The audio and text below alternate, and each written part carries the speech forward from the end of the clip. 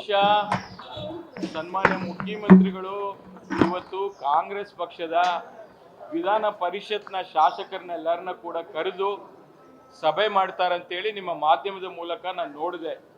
ನಿಜವಾಗ್ಲೂ ಕೂಡ ಇದು ಒಳ್ಳೆ ಸಂಪ್ರದಾಯ.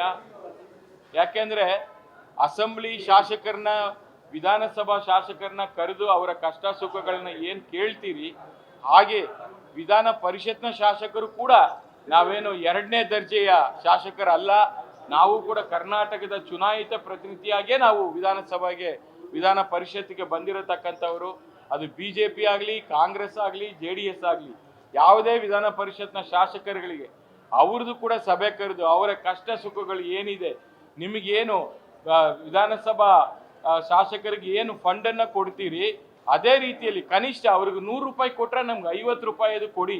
ನಮಗೂ ಕೂಡ ಬೇರೆ ಬೇರೆ ರೀತಿಯಲ್ಲಿ ಜನ ಬಂದು ಕೇಳ್ತಾರೆ. ಅಲ್ಲಿ ಕೂಡ ನಾವು ಅದು ಟೀಚರ್ಸ್ ಕಾನ್ಸ್ಟಿಟ್ಯೂನ್ಸಿ ಇರ್ಬೋದು, ಗ್ರಾಜ್ಯುಯೇಟ್ ಕಾನ್ಸ್ಟಿಟ್ಯೂನ್ಸಿ ಇರ್ಬೋದು, ಲೋಕಲ್ ಬಾಡಿ ಇರ್ಬೋದು, ನಾಮಿನೇಟ್ ಅಸೆಂಬ್ಲಿಯಿಂದ ವಿಧಾನ ಪರಿಷತ್ಗೆ ಬಂದಿರತಕ್ಕಂಥ ಶಾಸಕರು ಇರ್ಬೋದು, 75 ಜನ ಇದ್ದೀವಿ.